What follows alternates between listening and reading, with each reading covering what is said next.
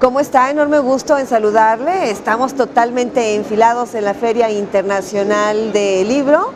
Me da muchísimo gusto saludar a mi compañero José Ángel Gutiérrez. José Ángel, ¿cómo estás? Hola. Enfiladísimos, Josefina, real quinto día, y como ya lo preveíamos desde ayer, pues con un clima fresco, tendiendo a frío, y con un día lluvioso. Prácticamente durante buena parte del día hemos tenido precipitaciones pluviales ligeras, pero no ha dejado de llover en nuestra bella Guadalajara, lo cual le da también otro saborcito a esta Feria Internacional del Libro. La mañana de este miércoles muy rica porque era una brisita. Muy ligera. Pero ahora está un tanto copioso a estas horas, fuerte, está un poquito fuerte, sí moja. Ándale. Y sobre todo ha bajado la temperatura para que si usted nos visitara en los próximos días lo tome en consideración.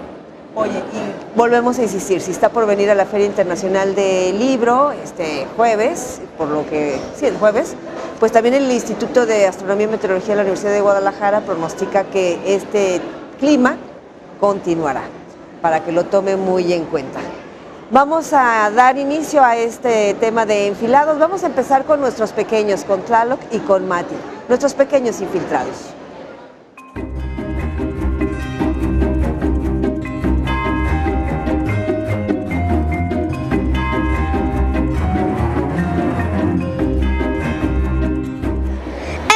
Niños, comenzamos.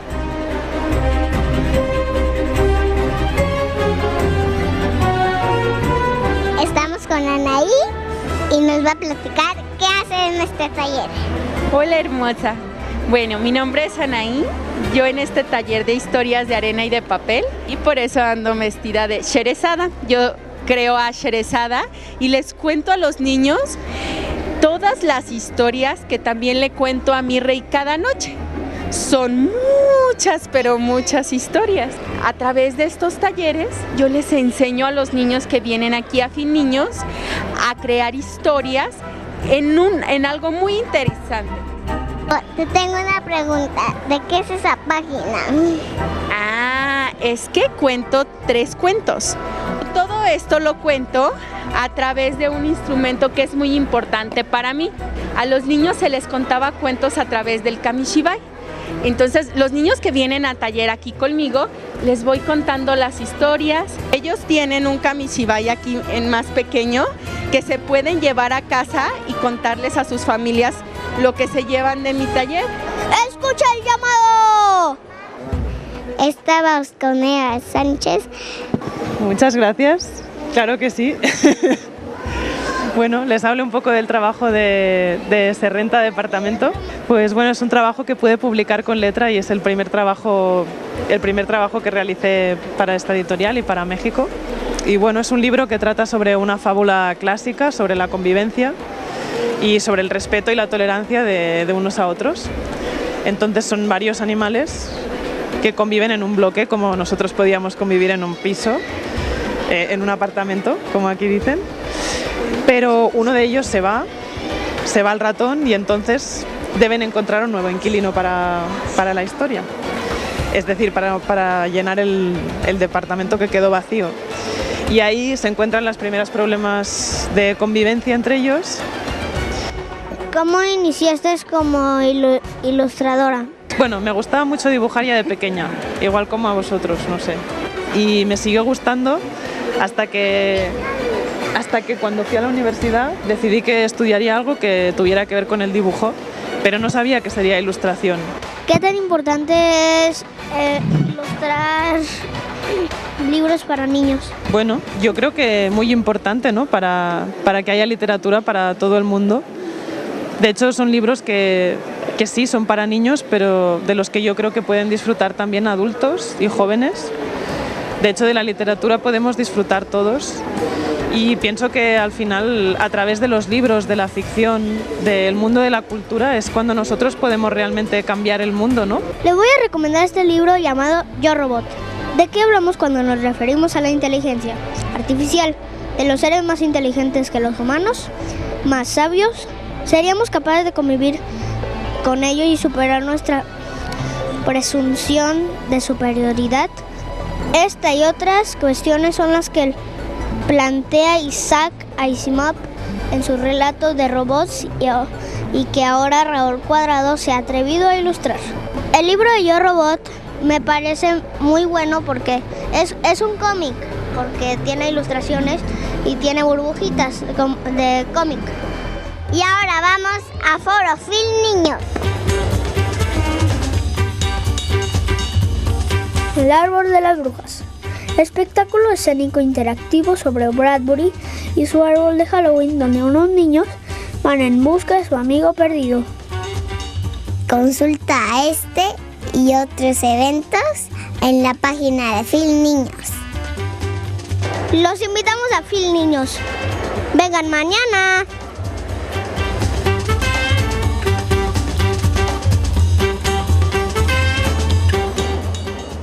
Bueno, de hecho nos han platicado que en Film Niños el árbol de las brujas está sensacional, así que pues agéndenlo. Por cierto, ya niñas y niños en casita, a dormir, ya es hora. Lo que decía la entrevistada de nuestros pequeños infiltrados, Mati y Tlaloc, tiene razón de la importancia de la literatura para los niños, pero bueno, también esos libros es para todos. Hay un libro que ahora, además de las recomendaciones que hicieron Mati y Tlaloc, ahora yo voy a recomendar. Bien. Se llama La familia Cerda. La familia Cerda. Cerda. Y te puedes imaginar eso. Unos cerditos.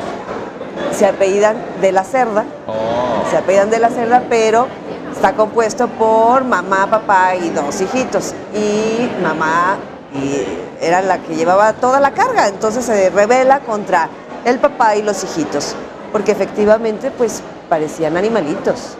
Está interesante la literatura para toda la familia.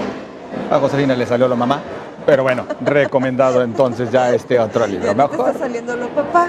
En efecto, o lo hijo. O No el lo hijo. sé. Bueno, nosotros continuamos y en este momento en nuestro Pulso Diario le invitamos a conocer a detalle lo ocurrido en esta excelente reunión y de la cual ya dabas cuenta con antelación, Josefina. Esta reunión de 1000 jóvenes con Ida Vitale. Además, un interesantísimo foro de urbanismo que se realiza en el marco de esta Feria Internacional del Libro.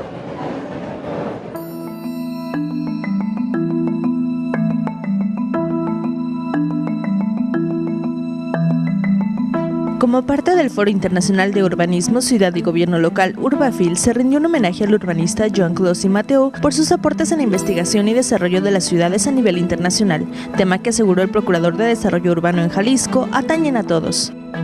Abre en su agenda un espacio valiosísimo para celebrar un congreso internacional cuyo tema se centra precisamente en el mundo alrededor del cual giramos los seres humanos, en su gran mayoría, las urbes. El homenajeado celebró que este tipo de espacios se realicen en encuentros como la Feria Internacional del Libro de Guadalajara, pues detalló, tiene una relación directa con el tema cultural. Al final el urbanismo está vinculado con la cultura de una forma inevitable, intrínsecamente. Buen urbanismo es cultura. Y yo creo que esto habrá que irlo reforzando con más contundencia en los próximos años, sobre todo si queremos triunfar en el empeño de mejorar el urbanismo.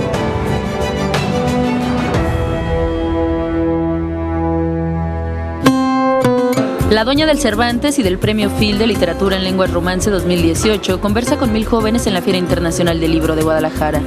La uruguaya les dijo a los jóvenes que ella siempre trató de leer temas muy distintos. Agregó que para los escritores en estado de expectativa recomienda no apresurarse. Lean todo lo que caiga en sus manos, insistió. No deben detenerse en los temas que les gustan mucho. Es importante leer y aprender de todo.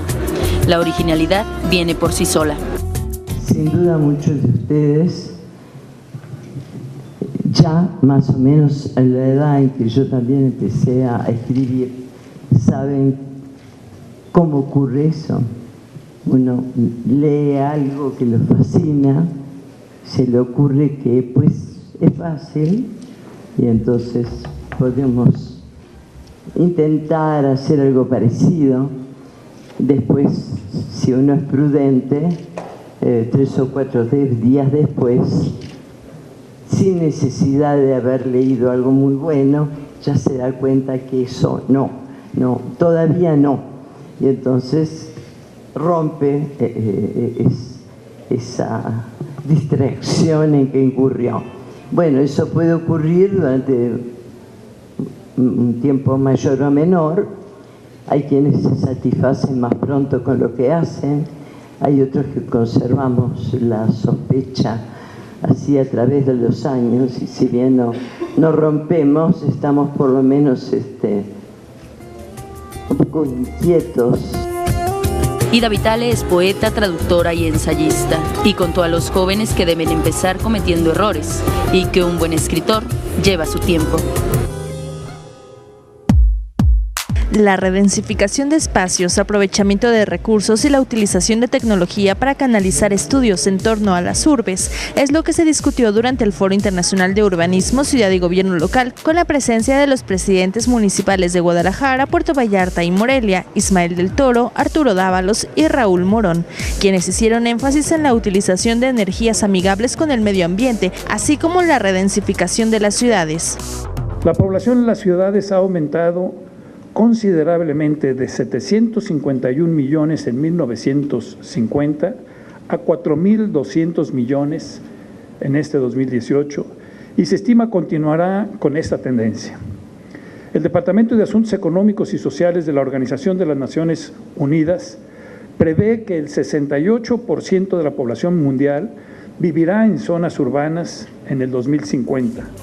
Asimismo, Raúl Padilla López recordó que el futuro Museo de Ciencias Ambientales contará con un laboratorio especializado en gestión urbana, el cual pueda servir para canalizar el aprovechamiento de los recursos naturales en beneficio de los municipios.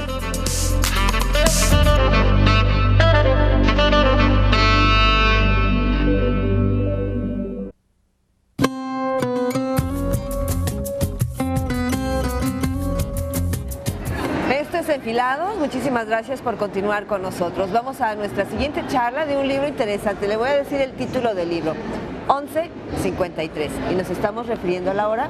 Saludo con muchísimo gusto a su autor, Francisco J. Cortina. Bienvenido.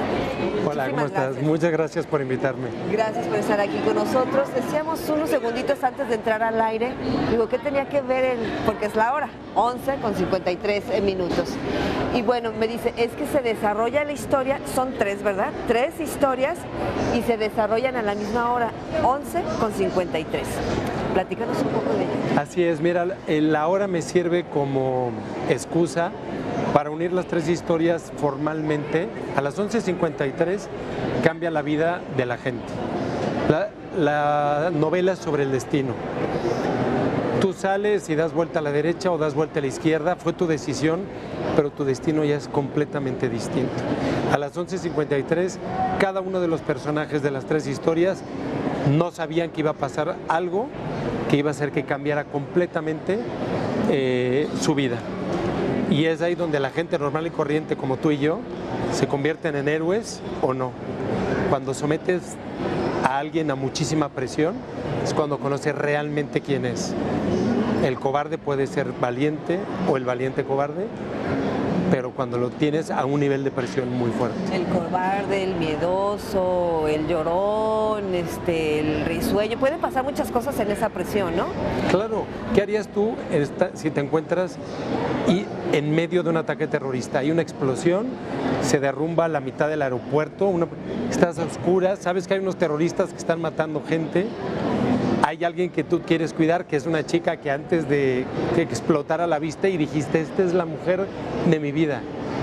Y después la encuentras ahí, te escondes, vas por ayuda, te quedas con ella. Esa es la historia. Cada quien qué es lo que haría. Y yo lo que busco es que los lectores se metan dentro de la historia y tomen sus propias decisiones. A ver, Fernando, platícanos un poquito más. Esto que estás narrando de que hay un ataque terrorista es una parte de tu novela y se desarrolla en París. La otra parte de tu novela se desarrolla en el Estado de México. Vamos por partes, van 2. ¿Qué pasa en el Estado de México? Una mujer a sus 16 años que en un pueblo del Estado de México ya sueña con casarse, ya no aguanta más con casarse. Se casa con su príncipe azul. Narro cómo en el pueblo es la boda, cómo se va dando, cómo el machismo impera. Finalmente en esta novela también hay una parte de denuncia y una es de la violencia de género. Cómo el machismo va creciendo, no pueden tener hijos, él es objeto de burla, al punto de que Finalmente él empieza a golpearla porque él cae en el alcoholismo. Tras años de maltrato, ella no aguanta más y toma una decisión terrible. Valiente. Y después de ello huye a la Ciudad de México, donde nunca ha estado, no conoce y no sabe. El hermano, que es un mafioso, que dominaba el pueblo, no se la va a perdonar y la va a buscar por toda la Ciudad de México y ella va a huir sobre eso. Hasta el hermano salió macho. Qué barbaridad. Y tu tercera historia se desarrolla en Monterrey, en un restaurante. ¿Qué pasa en ese restaurante? Debo decirte que todos los incidentes violentos, yo no escribo por la violencia, son los incidentes que me permiten dar inicio a la novela y juntar a los personajes y las situaciones. Me ganaste. Entraste. Esa era mi siguiente pregunta, pero adelante. Entras a un restaurante. En el primer caso es un abogado que va a una junta de negocios en Barcelona. No soy yo. Todo el mundo pregunta. Es que Francisco es abogado y vive en Barcelona. Una junta de negocios en Barcelona y va por Madrid. Todo le pasa que está a punto de perder el avión, sale tarde, te encuentran tráfico, ya habían cerrado el vuelo, lo abren por él. Cuando pasa seguridad que no hay nadie, lo detiene la policía y dice, usted es un operador financiero del narco. Y lo entrevistan, lo interrogan, lo tienen ahí, hasta que se dan cuenta que no, y se sabe que ya encontramos, ya nos reportaron desde la Interpol que ya detuvieron a esa persona, fue un error, perdone usted. Y el tipo para llegar a Barcelona solo tiene la conexión por París. En ese caso, él no tenía que estar en París, el destino lo puso en París. En el caso de Monterrey, hay se llama cena de negocios, business dinner, le puse porque son con unos americanos, y el personaje le encarga a su secretaria que haga una reservación en ese restaurante, la secretaria hace en otro, y él llega y le dice, no, usted no tiene reservación acá, y checa. No, lo hice en el otro, y es él que lejos de irse hacia otro lado, quiere quedarse ahí, insiste, no hay lugar, se pone como loco hasta que le dan una mesa. Y a partir de ahí, al cabo de un momento, entran unos asaltantes y él se ve inmerso en un asalto y él no le queda otra más que actuar. No es que no le queda de otra, sino sale automáticamente a hacer lo que no hubiera hecho en su vida. Es lo que señalabas hace unos minutos. Cuando hay presión, ¿cómo vas a actuar? Correcto. ¿No? Bueno, y entonces te interrumpí hace unos instantes. Son 3 historias o 3 momentos dentro de tu novela, tu thriller, y en las 3 hay violencia. Sí, pero la violencia, a ver, 2 cosas. Yo escribo con un contexto muy real. Marcas, calles, lugares, para que tú lo leas y te sientas que después de la tercera página ya no sabes si estás leyendo o estás en la historia. Yo te quiero meter en la historia y por eso uso temas actuales, 1, 2, contextos actuales. Una vez ahí, yo ya juego con tus emociones, que es que tú quieras ver qué es lo que vas a hacer. No hagas eso, no, escóndete, sal, tú estás participando en la historia. Eso es lo que yo estoy buscando. Me parece que eso que buscas se va a lograr porque es lo que buscamos también los lectores. Meterme a la historia y muchas veces nos convertimos en uno de los personajes, ¿no? O te identificas, mejor dicho, con alguno de los personajes. ¿Tú te identificas con alguno de tus personajes? Con todos los personajes, todos. Con los buenos y los malos. Con los buenos y los malos. ¿Con algunos más que otros? Sí, con los personajes femeninos me identifico más. La mujer da más sensibilidad y más valor. Oye, Francisco, al principio de esta charla que estabas narrando, hablaste del destino. ¿Tú crees que el destino se puede cambiar o ya la persona nace con un destino determinado? Tú tienes tu libre albedrío de irte a la derecha o a la izquierda, pero una vez tomada esa decisión, el destino te va a marcar. Tú a lo mejor te ha pasado seguramente, caramba, me chocaron, si hubiera salido un minuto antes, un minuto después, o me hubiera entretenido un poco más en el teléfono, no hubiera chocado o no me hubieran chocado. Pero no sabes la cantidad de veces que has salido un minuto antes, un minuto después y te has librado de algo mucho peor. Está el destino que no lo conocemos, pero a mí me obsesiona esta idea. En la Segunda Guerra Mundial, en 1944 quisieron matar a Hitler. Pusieron una maleta con una bomba. Cuando se sentaron los generales, un general dijo, caramba, ¿quién fue el tonto que dejó esta maleta aquí? Y la apartó. Sí, apartó la maleta. Y con ello Hitler no murió, salió malherido. Eso costó, del año 44 al 45 murieron 10 millones de personas. Por una causa del destino, por un detalle de alguien que movió un maletín, un portafolios, murieron 10 millones de personas. Dime si no es el destino. Pudiera ser. No sé si sea el destino, si sea casualidad o si sea suerte, y el ejemplo que pones, la suerte de Hitler en aquel entonces. Francisco, 11:53, ¿de la mañana o de la noche? De la noche. De la noche. En la noche es cuando salen los fantasmas, los espíritus y los monstruos. ¿Y la relación del horario en los tres, decías? Sí, ocurre a la misma hora, pero aparte, en términos de la numerología,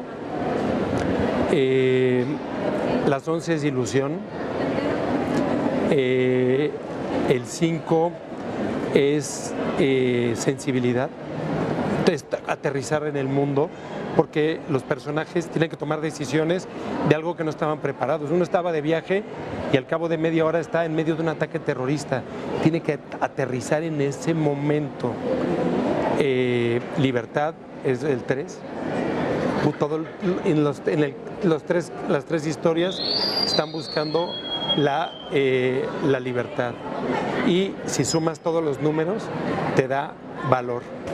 En las tres historias, finalmente, el valor es el que te saca adelante. Pero le decía hace un instante que Francisco es abogado, también es escritor, y ahora estamos descubriendo un poquito más de él a través de cómo piensa en torno al destino, pero también te gusta la numerología, entonces. Me gustó para que tuviera sentido el título, no era un número al azar. No era un número al azar. Nos queda escasamente un minuto. Entonces ahora cuéntanos, Francisco, ¿son tres historias paralelas, distintas, o sí llega un momento en tu libro en que hay conexión en las tres? No, en este libro no se juntan las historias, pero tienen temas en común que cuando acabas dices, ah, claro, no sé por qué, pero están relacionadas. Y es ese tema subconsciente que trato en las tres historias. Gente normal, violencia, actuar y búsqueda de la libertad en una situación que ese día que te levantaste no la esperabas. ¿Esperas que tus lectores sean de este libro, porque tienes otros, pero de este libro, jóvenes o gente adulta? De los dos. Los jóvenes son los que más les ha gustado el libro. Es un libro que yo creo que como autor debes competir y estás compitiendo con las redes sociales. Tiene que ser un libro lo suficientemente atractivo para que lo leas y en la tercera página te enganche, digas, ¿me meto al Facebook o sigo con el libro? Sigo con el libro. Esa es la competencia. Pues que así sea, que la gente lea, que lea tu libro. Gracias. Gracias, Francisco. Gracias por invitarme. Gracias. Tenemos que hacer una pausa. Regresamos.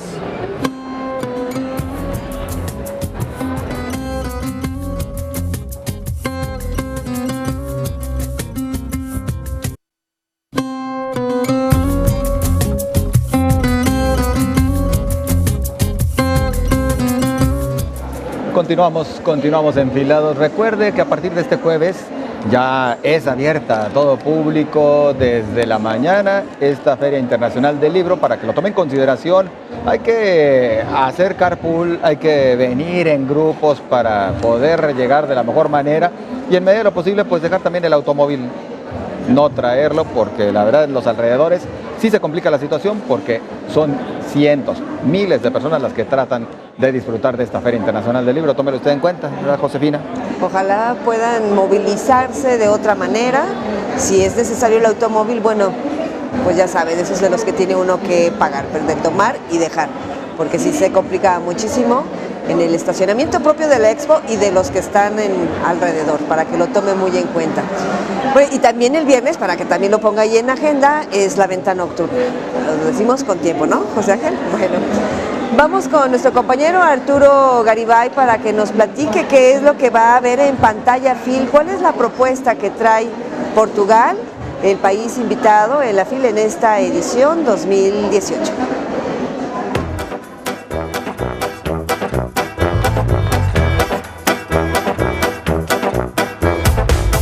Estoy seguro que no se han cansado de cine de Portugal, yo tampoco. Estoy en el Cineforo de la Universidad de Guadalajara. Desde aquí los saludo en Pantalla Film, disfrutando de las propuestas fílmicas que llegan en el marco de la Feria Internacional del Libro. Veamos qué hay para este 29 de noviembre.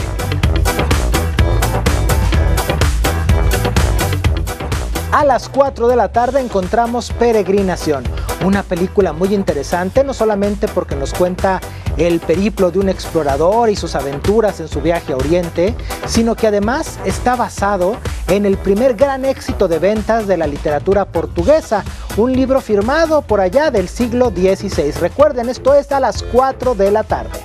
Oh, Ana vai ver, oh, Ana vai ver, oh, Ana vai ver. Diz-nos adeus o pirata labrego, lá de cima daquele mastro trocista e airoso, mostrando o traseiro cafre preto escuro de um negro, levando-nos cor e tesouro, rindo de gozo.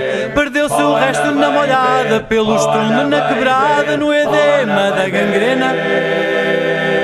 A las 7 de la tarde se presenta Hasta Mañana, Camaradas, una película que ganó el premio al mejor director por parte de la Academia de Cine Portuguesa y que además es una historia de lucha social en el contexto del régimen del Estado Nomo. Una película, insisto, que pueden ver a las 7 de la tarde. Senhor Presidente da Câmara, ¿está a ouvir? O povo quer pão! Há muito mais gente revoltada, a sofrer injustiças e cheios de problemas. Organizá-los e ajudá-los a resolver esses problemas é uma boa maneira de trazê-los para a luta. Se organizarmos o povo, eles vão ter que recuar. Nós não saímos daqui. Esta batalha é ilegal! Muy satisfactoria ha resultado la experiencia, ¿a poco no?, de ver tanto cine de Portugal, concentrado en una sola semana, en pocos días, aquí en el Cineforo de la Universidad de Guadalajara. Continúa la FIL, continúa el cine de Portugal y, por supuesto, continuaremos con más aquí en Pantalla Film.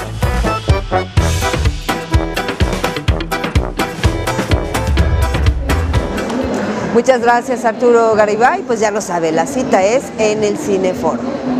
Y bueno, la Feria Internacional es libro, sí, es cine, lo has dicho en otras ocasiones, y también es música. Y por ello le invitamos al Foro Phil con la presencia de la banda de rock y jazz experimental Dit Combo.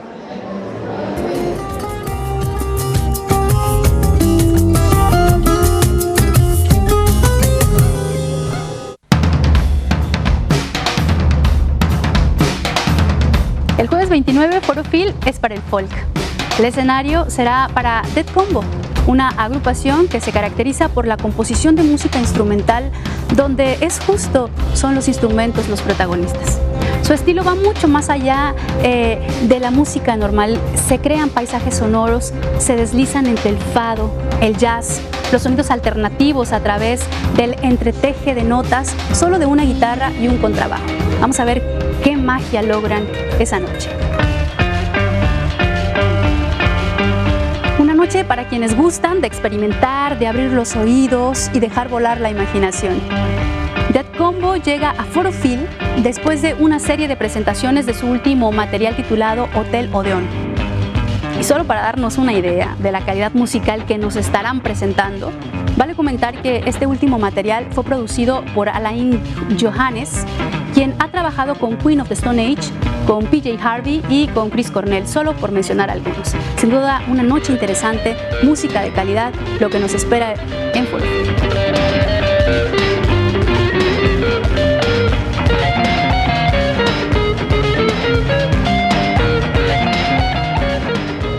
A disfrutar de las artes en sus diferentes manifestaciones en la Feria Internacional del Libro.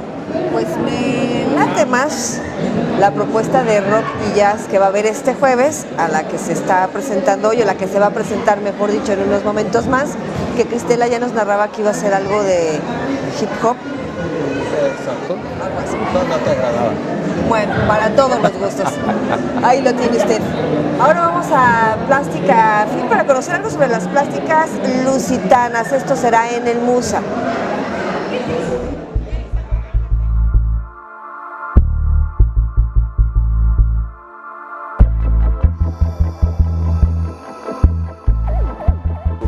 Estamos muy confiantes que es una exposición que puede tener suceso en Guadalajara, porque Es una exposición que se conecta con esta temática de los bordados por la paz. Es una exposición en que la antropología y la etnografía está muy presente, porque la cultura de un pueblo se manifiesta por sus tradiciones, por su cultura, que no es solo erudita, mas también su cultura popular. Y este espacio del Museo Regional de Guadalajara fue seleccionado precisamente por eso, por ser un espacio en que se conecta la tradición, la historia y la antropología, y por eso pretendemos hacerla aquí. Una tercera dimensión, que el futuro y la contemporaneidad. Pretendemos mostrar que la artesanía tradicional puede ser trabajada con design, por la moda, por nuestra vida cotidiana, y así traemos un conjunto de propuestas de usos que pueden ofrecer a las artesanas nuevos mercados para su trabajo. Entonces, esta exposición es hecha entre todas estas conexiones, y por eso son variaciones sobre una tradición, en que, como dice Fernando Pessoa, toda la arte es una forma de literatura. Toda esta arte es una forma de contar historias, de crear contextos y de transmitir mensajes. Variaciones sobre una tradición, de los pañuelos de amor a los bordados con poesía. Del viernes 23 de noviembre del 2018 al domingo 3 de febrero del 2019, Museo Regional de Guadalajara.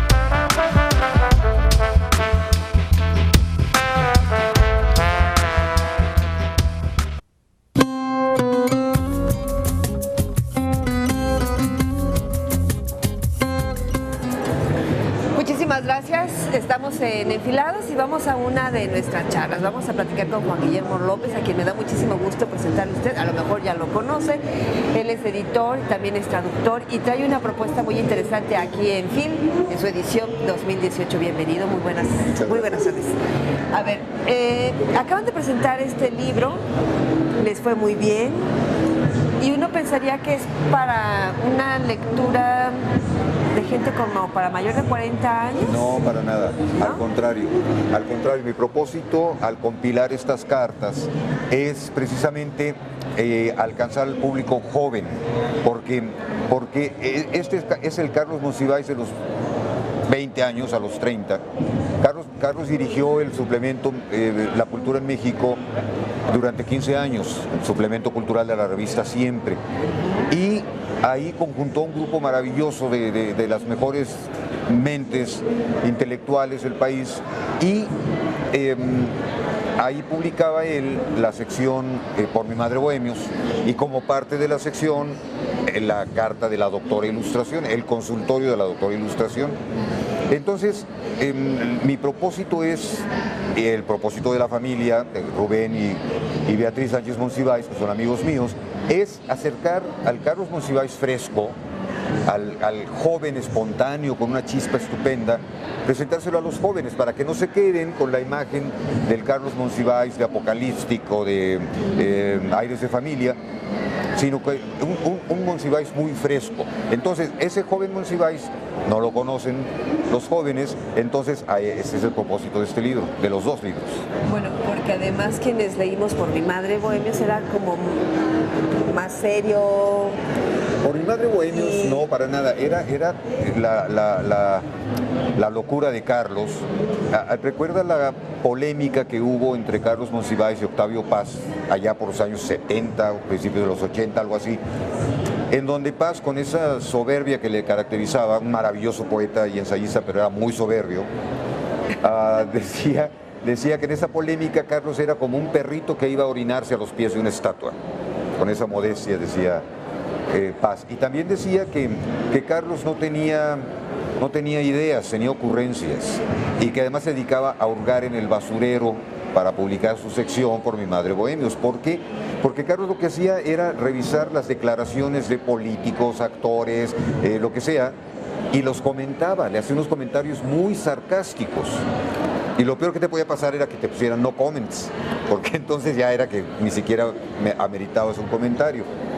En el caso de la doctora Ilustración, lo que hace Carlos es inventar a un personaje que es la doctora y a la manera de la doctora Corazón, que daba consejos sentimentales, él da consejos en el primer volumen, que es el consultorio de la doctora Ilustración, a artistas, pintores, poetas, actores, y en el segundo volumen a políticos. Entonces hicimos una separación, hay cartas muchísimas, podríamos sacar 5 volúmenes, pero dijimos vamos a parar con 2. Y entonces Carlos lo que hace es esto, él crea la carta, escribe la carta y escribe la respuesta. Entonces se está burlando todo el tiempo de todo el mundo. De hecho, entonces lo dije mal, porque yo decía, por mi madre es un poco más serio, pero no. Irreverente, pero lo que yo quería ir a esto del consultorio de la doctora Ilustración es a la ficción, ¿no? Ajá. Es totalmente ficción, pero sigue la irreverencia de Monsiváis. Exactamente, sí. Carlos crea todo el escenario y todo el tiempo se está burlando de una manera muy sangrienta de todo el mundo. El regreso de la doctora Ilustración es de políticos y podríamos seguir a la manera de las películas de luchadores que le gustaban tanto a Carlos, con la venganza de la doctora Ilustración o no sé qué, y podríamos seguir con más compilaciones de estas cartas, pero creo que esta es una muestra más que representativa de del trabajo y sobre todo del pensamiento irónico de Carlos Monsiváis. Ahora, el consultorio de la doctora Ilustración, muy posiblemente, no muy posiblemente, lo decíamos incluso hace unos minutitos antes de entrar al aire. En esa ficción Monsiváis se reía de un Fidel Velázquez, por ejemplo, sin mencionarlo. Nunca daba su nombre. No, jamás. Para los jóvenes de hoy que no saben quién es Fidel Velázquez, ¿cómo lo van a relacionar? No importa, porque seguimos con los mismos vicios. Ya no tenemos a Fidel Velázquez o a la Güera Rodríguez Alcaine, pero tenemos a Romero de Champs y tenemos ahora sí que el regreso tenebroso de la maestra que vuelve a donde no debía de haber salido. Entonces, ahí seguimos con estas mismas prácticas políticas. Muchas han cambiado, se han transformado. El tapado, ya no se hace ese juego del tapado que se hacía todavía con Salinas, pero hay otras prácticas que siguen vigentes y que los jóvenes con un poco de ingenio van a entender cuál es el juego de Carlos Monsiváis en estas cartas. Mucho tiene que ver, por ejemplo, los epítetos, cómo se dirigen a la doctora. Esta carta se llama Enamórese de su penuria y la escribe y se dirige a la doctora diciéndole: última ceniza que nos queda del fuego de la verdad. O sea, en lugar de querida doctora, le dice eso. Y entonces él termina: firmado el vástago fiel pero angustiado. Y entonces ella le responde: querido vástago fiel pero angustiado. No, eras de locos. Solamente Monsiváis podía jugar con tantas cosas. Bueno, y el Fisgón también tiene aquí un papel muy importante. Muy importante, porque yo le pedí que me hiciera unas viñetas y que me hiciera la portada. Y cuando presentamos el proyecto en el Museo del Estanquillo, hace poco más de un año, se lo presentamos al público y él leyó un texto para presentar el proyecto. Todavía no existe el libro.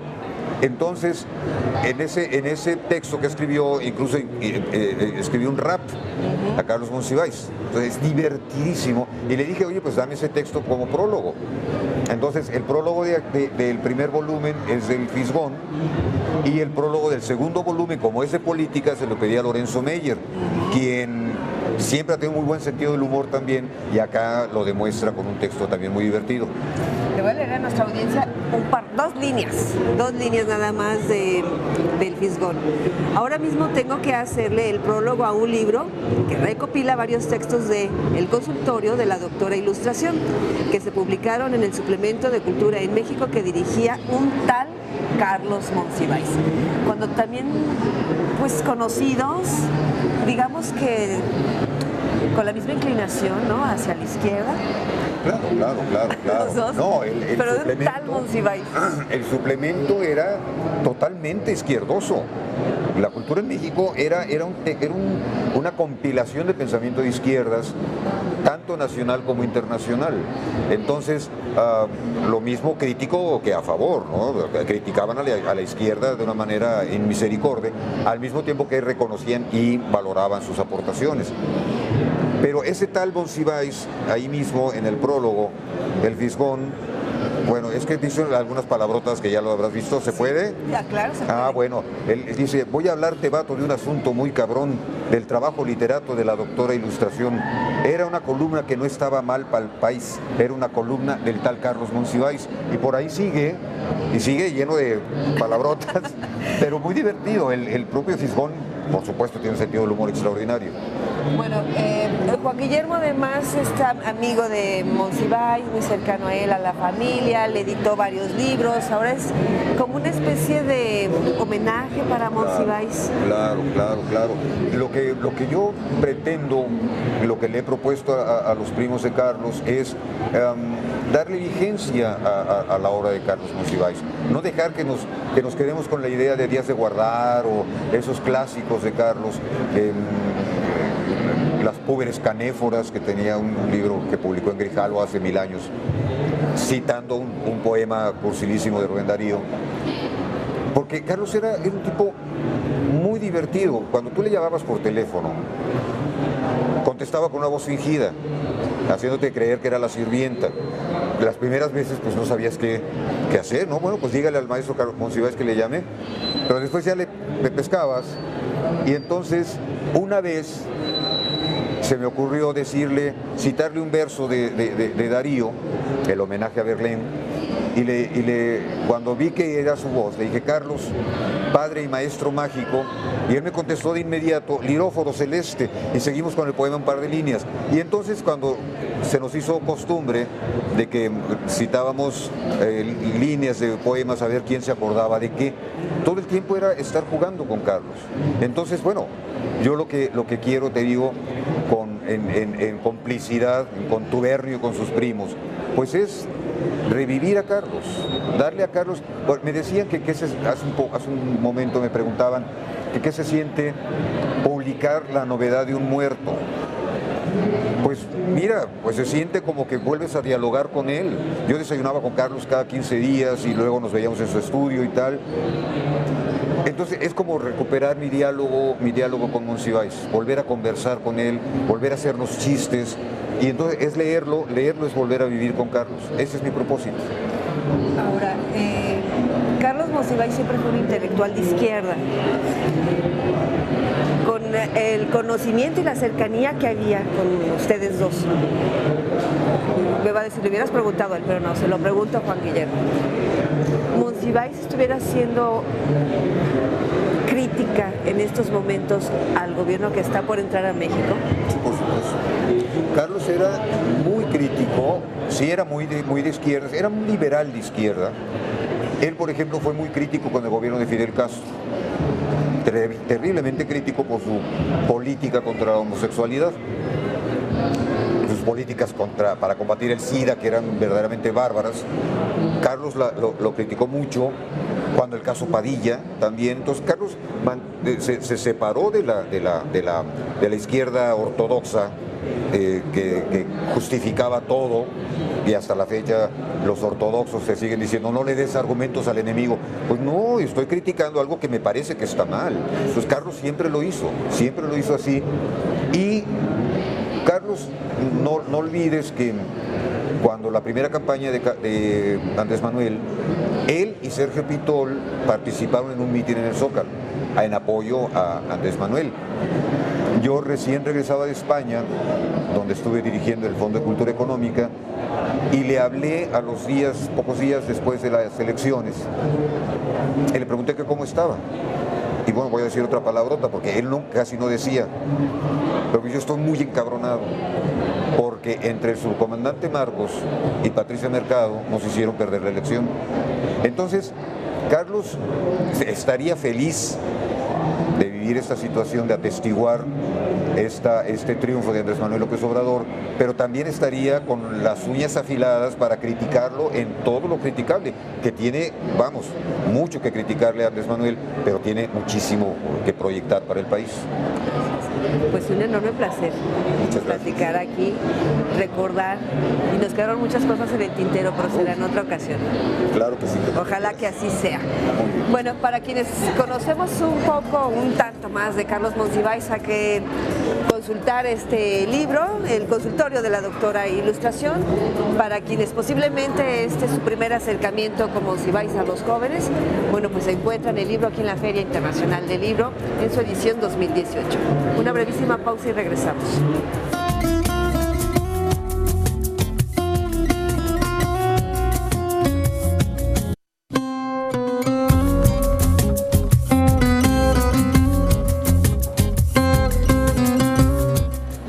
Continuamos aquí en Enfilados. Oye, José Ángel, qué bien me cae la gente sencilla. Gracias, Josefina. Sí, así como tú. No me importa el estatus socioeconómico, eso no tiene nada que ver, pero si eres sencillo y si eres honesto, pues qué más. ¿Por qué lo digo? Me encontré en los pasillos de aquí de la FIL, Arturo Pérez Reverte, escritor él y un gran defensor de la lengua española, justamente en la calle I, pero al otro extremo de donde se encuentra el stand de Canal 44. Sencillísimo, caminando por los pasillos, viendo libros, quienes lo reconocían, ya sabes, tomándose la selfie, saludando a todo mundo. El hombre más sencillo, no sé si así es todos los días. Hoy me tocó ver al Arturo Pérez Reverte sencillo. Es una de las grandes oportunidades que tienes en la Feria Internacional del Libro, ¿no? El convivir con ellos, con los escritores. No, bueno, la verdad es que no sé si podemos encontrar alguno que se porte mal. La mayoría son excelentes personas con quienes puedes convivir, No, también te encuentras a muchos déspotas, claro, hay muchos altaneros, hay de todo. Bueno. Qué bueno que te encontraste uno muy sencillo y muy agradable. Así es. Bueno, con éxito se sigue realizando, como cada año también ya se ha convertido en tradición, Tedemorfosis, en esta ocasión analizando pues el tema de los medios de comunicación, el periodismo, en la era de la postverdad. La verdad es que ha habido amplia participación y se han abordado temas por demás interesantes. De esto y más en nuestro pulso, acompáñanos.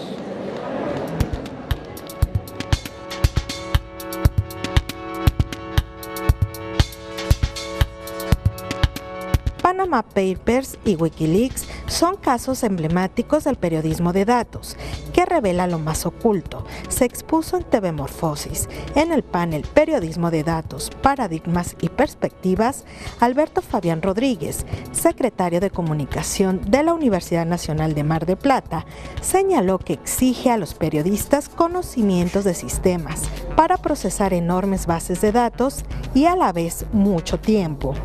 Señaló que saber contar una historia con contexto y con el cruce de datos. Picando, de ir buscando, porque los datos decíamos que están, otros están ocultos, pero también está la mirada del periodista que en algún caso, y esto creo que es también una tarea cultural que debe hacerse por parte de los comunicadores, de ir entrenando a la ciudadanía, porque cuando estábamos hablando de manejo de datos y de accesibilidad, fundamentalmente lo que estamos buscando es de un derecho a la información. En el marco de Tedemorfosis 2018 se realiza el 5º Congreso Latinoamericano de Defensorías de las Audiencias. En el programa sobre diversidad, pluralismo y libertad de expresión en medios tradicionales y plataformas digitales, las participantes debatieron si la gran cantidad de información disponible logra contribuir a la pluralidad y el debate. Josefina Hernández, defensora del lector del diario El Independiente de Hidalgo, comentó que la diversidad y accesibilidad de la información no termina con una cultura que había como audiencias. Habla Josefina Hernández. Quienes menos a veces apelan e interpelan sus derechos son los jóvenes y son grandes usuarios de plataformas y solamente algunos temas que les interesan y les mueven, entonces sí lo viralizan. Pero a veces es como llamarada de petate, por decirlo coloquialmente. No hay trascendencia exactamente pues por toda esta cultura. Entonces yo creo que vivimos en un imaginario de que esta nueva cultura digital nos está haciendo o nos está permitiendo ser más libres o más dueños de lo que queremos. No, basta revisar unos y otros medios y veremos que los contenidos siguen siendo insuficientes de acuerdo a lo que necesitamos.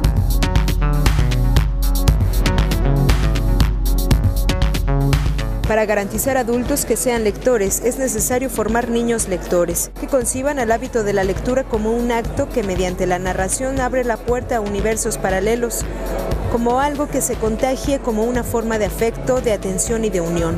Así lo considera Juan Villoro, que junto con Rafael Barajas, el Fisgón, quien hizo las ilustraciones, presentaron la reedición del libro infantil Autopista Sanguijuela, un libro que, a decir del autor, es una historia que parte del protagonismo total de los niños que terminan por hacerse cargo de una compleja misión. Yo creo que la mejor manera de promover la lectura es contagiarla, nunca imponerla, y creo que el mejor mecanismo, y por eso qué bueno que estén aquí todos ustedes, porque es convertir la lectura en una forma del afecto, ¿no? El padre, la madre, el hermano mayor que le lee un cuento en la noche a un niño hace que por primera vez y para siempre esa aventura pase por los sentimientos compartidos. Muchas veces en realidad lo que el niño desea es no dormirse o no se quiere dormir tan pronto, quiere alargar el día, y entonces bueno, el cuento es un pretexto, es un subterfugio para seguir compartiendo algo. En la presentación de Autopista Sanguijuela, el autor y el ilustrador contaron cómo ha sido la transformación de la literatura infantil en México,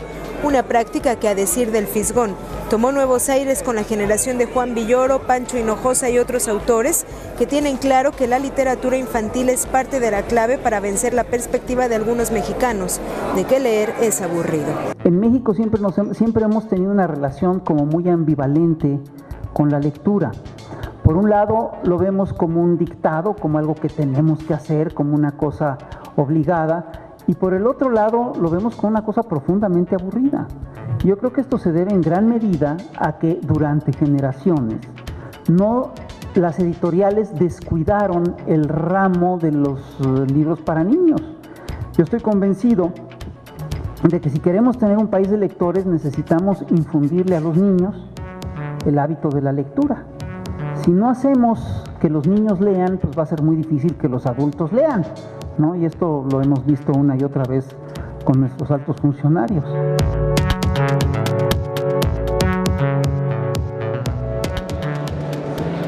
Bueno, acabamos de ver y escuchar a Juan Villoro, también otro, seguramente coincides, de los escritores, grandes escritores sencillos. Muy sencillo. Tú le cuentas un defecto, me comentabas, fuera del aire. No, el señor Villoro no se crea. Menciónaselo. Le gusta el fútbol. ¿Y por qué defecto? Ay, es un decir. Si le fuera al Atlas, inclusive sería perfecto. Es que José Ángel le va al Atlas. Bueno. No, ya, fuera de bromas. El señor Villoro es de los muy sencillos, de los que de manera recurrente y cotidiana está aquí en la Feria Internacional del Libro, y también es súper accesible, al igual que Fisgón, que Rafael Barajas también es de los muy sencillos. Hay otros que no, usted los va a descubrir o ya los conoce. Pero vamos con otro sencillo que platicó con él nuestra compañera Ale Camerota. Se trata de Benito Taibo.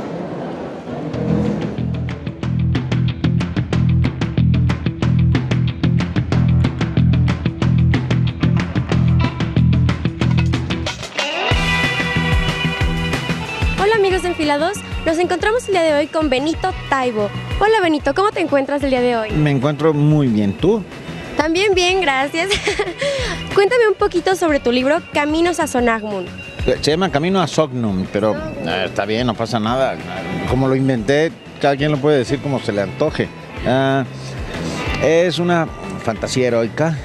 He decidido escribir una fantasía heroica por primera vez porque es un género que me encanta, en el cual yo abrevé mucho siendo un adolescente. Fantasía épica de los años 50 y 60, y luego, bueno, y de todo aquello que fue creado antes, como la Ilíada, la Odisea, el Cantar de Roldán, todos estos libros civilizatorios de alguna u otra manera. Yo me divertí mucho, es una novela de aventuras, de capa y espada, de animales fantásticos, de magia, todo lo que tiene que ver con eso. Y dime, ¿cómo se te ocurrió este título?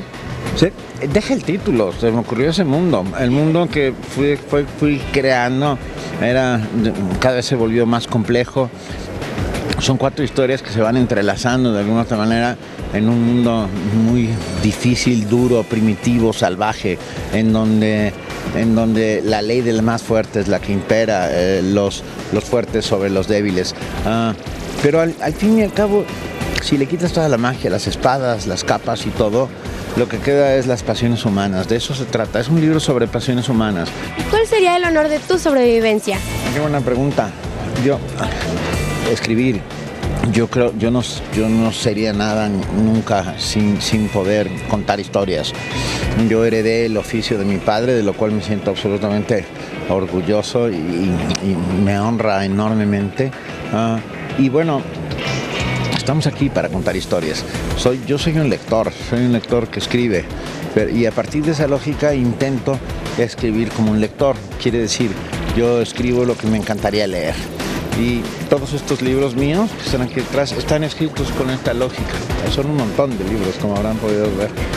Espero que los vendan porque si no se van a quedar aquí para siempre. Pero escribo con eso en la cabeza siempre.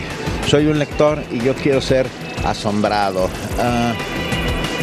picado en mi curiosidad, movido de mi eje, cambiado de panorama, metido en los zapatos de otro. Eso es lo que pretendo. Y dentro de esta perspectiva, ¿cuál sería tu consejo para todos los jóvenes que nos están viendo? Yo no doy consejos porque parezco un viejito ahí que está diciendo, entonces muchachos beban, coman frutas y verduras. No, mi único consejo es que sean libres, que hagan de su vida lo que quieran ser, decirles que tienen derecho a los sueños, a la imaginación, a la rebeldía, que tienen derecho a convertir de las vidas ordinarias lugares extraordinarios, tienen derecho a los sueños, tienen derecho a la imaginación. Creo que no es un consejo, es solamente decirles que vivan como se les antoje vivir y que si ven el sueño lo agarren de la cola y no lo suelten nunca, que nadie les diga lo que tienen que hacer. Pues muchísimas gracias y dejen volar su imaginación con todos estos libros.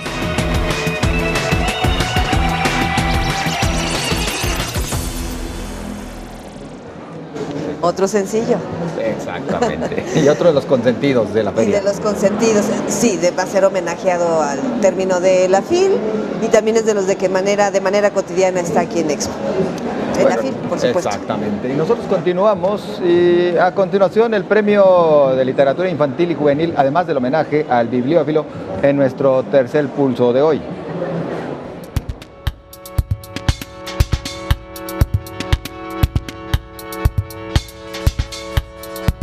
Entregan el 15º Premio Iberoamericano SM de Literatura Infantil y Juvenil. Este 2018 la galardonada es la argentina Graciela Montes, quien ha escrito más de 30 libros para niños y jóvenes. El presidente del SM, Luis Fernando Crespo, recordó el libro de Graciela llamado Casi Perro. Deja demostrado que los humanos son mucho mejores cuando vienen sin cabeza.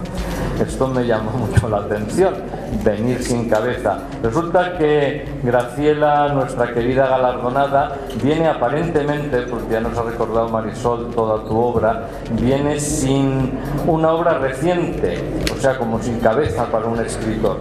Nuestra galardonada, cuando recibe la noticia de que le ha sido concedida el premio iberoamericano, manifiesta su ventura, es decir, su mucha sorpresa y alegría. En unas declaraciones que hace, dice: porque estuve muchos años muy desprendida de este campo en el que un momento había estado muy inserta.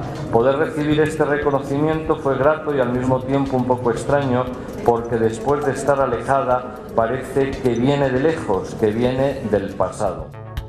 Graciela Montes es una escritora y traductora argentina. Sus obras se han traducido en varios idiomas y siempre dirigidos a los niños y jóvenes.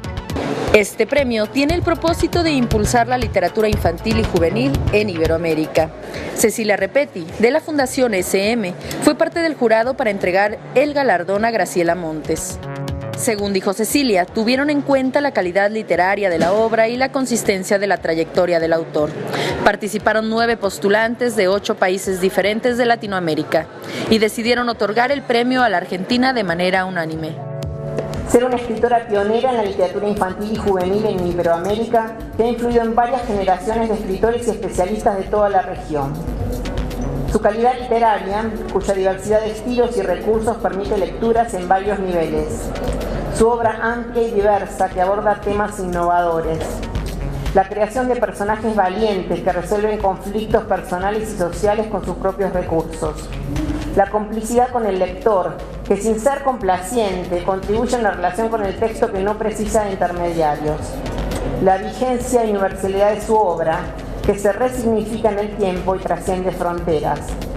Por último, su proyecto de creación y su idea clara de la teoría de la literatura infantil y juvenil, sus posibilidades y su función en la sociedad.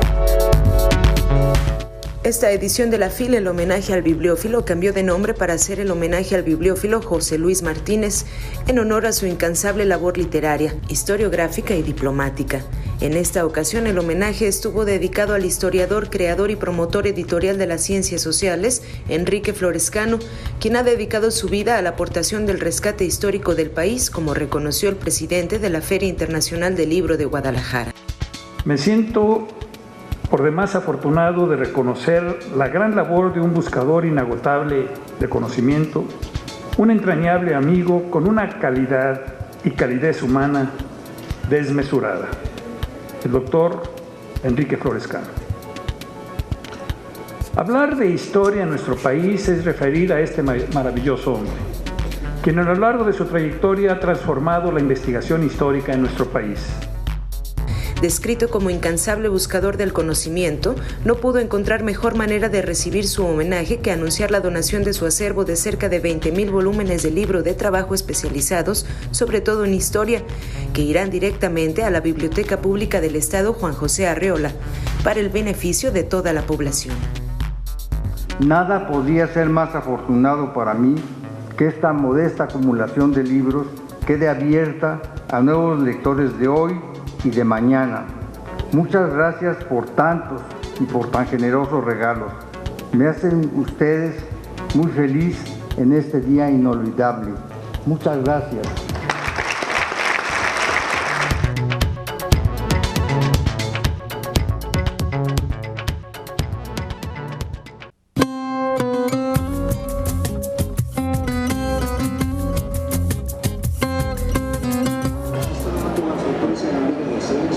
Amigos, nos encontramos, ahora saludando a Carlos Manuel Álvarez, autor de Los Caídos, tu primera novela, Carlos Manuel. Primera novela. A ver, platícanos primero, ¿quién es Carlos Manuel Álvarez? Bueno, soy periodista, narrador cubano, tengo 28 años y desde hace 3 años vivo acá en Ciudad de México y publico con Sexto Piso, la editorial dependiente de acá. Manuel, iniciaste justamente en Cuba con tu labor periodística, hiciste una revista independiente. ¿Cómo te fue? La revista se llama El Estornudo, la fundamos hace casi 3 años ya, un grupo de periodistas recién graduados a la universidad, intentando buscar algún espacio propio que no estuviera, digamos, regido por la línea editorial de los medios estatales en Cuba, que es una línea muy partidista y muy monocorde o muy obediente al poder político, ¿no? Intentábamos buscar algún espacio alternativo donde pudiéramos hacer un periodismo mucho más cercano a nuestros intereses y propósitos. La revista lleva casi para 3 años y la seguimos remando ahí entre varios jóvenes, pero yo creo que está ahora mismo en un momento bastante saludable, la verdad. Somos más que nunca, ya tenemos cierta organización, menos improvisación, ¿no? Como corresponde siempre en principio a los proyectos pequeños, que uno no sabe bien hacia dónde llevarlos o cuál es el propósito exacto, pero luego todo se va, el horizonte se va despejando, digamos. ¿Qué tan difícil es nadar contra corriente? En este caso particular, ir contra el sistema o contra las líneas que marca comúnmente el sistema. ¿Qué es lo que se han enfrentado ustedes en 3 años? Nadar a contracorriente siempre es difícil en cualquier lugar, no solo en Cuba. En Cuba tiene particularidades, no tiene especificidades muy propias y supone muchas cosas, de privación de derechos hasta difamaciones sobre tu profesión, sobre tu persona. O sea, te sometes a una serie de abusos de alguna manera por proponer una voz distinta o simplemente un espacio público más plural, ¿no? Que no sea un espacio tan unánime, que no sea un espacio tan chato como suele ser en Cuba, al menos el discurso público dentro de los márgenes del Estado. Entonces hay una serie de, no sé si llamarlo riesgos, aunque en parte sí, por asumir, digamos, una posición como esta, pero básicamente lo que le toca al periodismo en todos los lugares, ¿no? Ir contra el poder. En la Cuba contemporánea se sigue registrando esta persecución hacia quien piensa diferente. Sigue sucediendo. Ahora mismo, por ejemplo, la revista acaba de publicar un artículo sobre un decreto que es un anteproyecto de ley que se cree que se va a aprobar en diciembre, decreto 349, que básicamente busca coartar la libertad de expresión dentro del arte y la literatura independiente en Cuba, o sea, como regular o codificar, digamos, la represión, la censura y tener un amparo legal que permita clausurar exposiciones, descolgar de la pared obras de arte, qué sé yo, hacer cualquier cosa, una serie de comisarios políticos e inspectores que buscan reducir el arte a como una expresión mimética y muy obediente al poder político, ¿no? Entonces, no solo que siga sucediendo, sino que está más presente que nunca. Más presente que nunca, ¿lo consideras? Sí, de hecho hay un retroceso. Quizás ha habido otros momentos de cierto espejismo, también de cierta esperanza de que de algún modo empiece a ese control, digamos, empieza a perder, empieza a volverse como más plural los espacios, pero ahora mismo está en un momento de bastante reacción y de represión de parte del poder, ¿no? ¿Qué es lo que ha provocado este retroceso? ¿Quién sabe? Son unas lógicas extrañas de que uno puede aventurar varios factores o varias circunstancias como muy específicas, pero al final eso yo creo que se explica básicamente porque está en la naturaleza de un sistema de esa índole, ¿no? Es lo que un sistema de esa índole sabe hacer y termina haciendo finalmente, independientemente de cualquier coyuntura puntual que nosotros ahora podamos pensar, ¿no? Un sistema como ese, con un partido político como ese, con una lógica y una ideología como la que hay en Cuba, estas son las cosas naturales que pasan, digamos, dentro de un... Los Caídos de alguna manera aborda también esta situación que se está viviendo, partiendo pues de esta, no sé si confrontación o este encontronazo generacional que se da al interior de una familia cubana.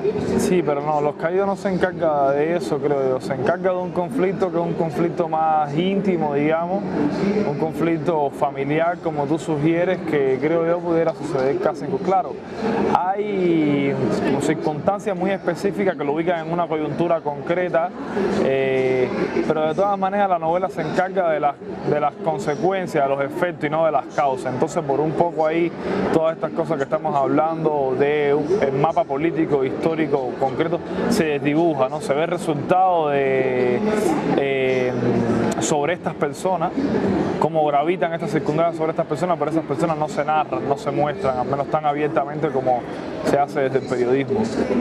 Carlos Manuel, justamente, a ver, tu experiencia viene en el ámbito periodístico, tenías algunas otras publicaciones de crónica periodística y ahora te aventuras en la novela. ¿Qué diferencias existen entre lo que venías realizando y pues ingresar ahora a este otro ámbito, el de la novela como tal? Bueno, la escritura tiene zonas en común en cada uno de estos terrenos, pero también se empieza a mover en una zona distinta, ¿no? Se encarga de otros temas, se encarga de otros tonos, aunque básicamente, digamos, el tema central podría seguir siendo el mismo. En el periodismo a mí me interesaba más cómo captar un entorno, dibujar una circunstancia. En la ficción me interesa ver más como el drama íntimo que esas circunstancias dejan, ¿no? Más que hacer el contexto reporteo histórico, geopolítico, digamos, como más puntual, más factual. La literatura va mucho más al interior, tiene un componente afectivo distinto a la hora de tratar los personajes, de abordarlos. Yo creo que ahí habría un par de diferencias. Mencionas, Carlos Manuel, que desde hace 3 años ya radicas en México. Sí, vivo acá desde hace 3 años en Ciudad de México.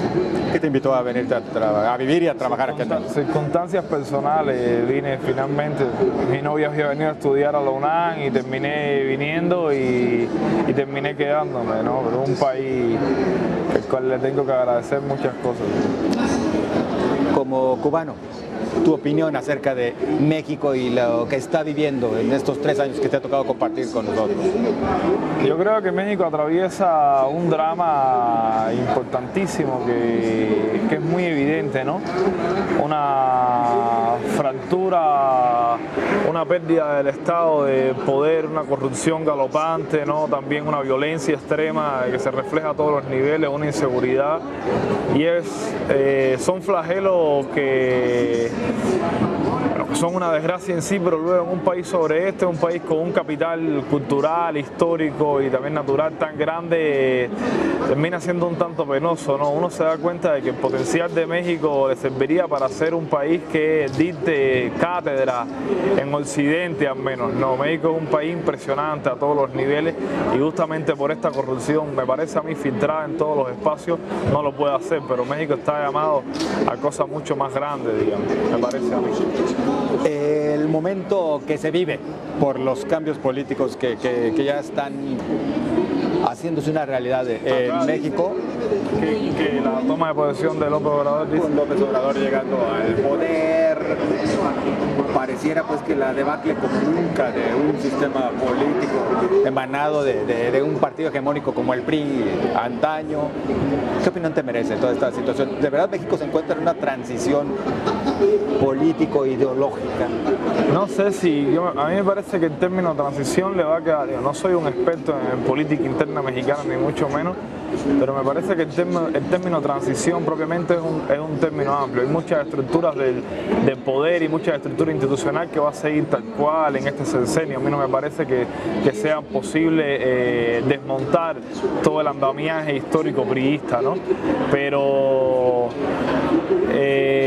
digo, desde un punto de vista es natural que en algún momento tenía que pasar una cosa así, que el sistema ha colapsado completamente, ¿no? O sea, a veces yo no comparto con toda naturalmente la visión crítica que podamos tener de AMLO, que yo creo que hay que someterlo a una crítica feroz, como a todo político naturalmente. Pensar que México estaba como en un sitio que no necesitaba un cambio es como no entender qué está pasando en este país, ¿no? Carlos Manuel, por favor, invítanos a conocer tu novela, Los Caídos. Los Caídos es la historia de una familia, 4 personajes, un padre comunista que tiene una serie de pesadillas, una madre que está enferma, un hijo que pasa el servicio militar y una hija que tiene que robar para que los demás sobrevivan, ¿no? Vivir de ilegalidades. Básicamente eso, se desarrolla, se ambienta en la Cuba contemporánea, intenta captar un fresco de una época muy puntual, ¿no? Se presenta acá en Guadalajara el viernes, en 3 días, 4 días, ¿no? Hoy es lunes, ¿no? En 4 días se presenta acá y bueno, esperemos que tenga más lectores de los que merece incluso. Pues esperemos que en efecto se le procure a esta novela. Enhorabuena, Carlos Manuel. Gracias. Y pues estaremos muy al pendiente. Muchas gracias. Muy amable. Gracias. Bueno, ya lo sabe usted. Entonces, Los Caídos se presenta este viernes. Carlos Manuel Álvarez. Nosotros continuamos enseguida.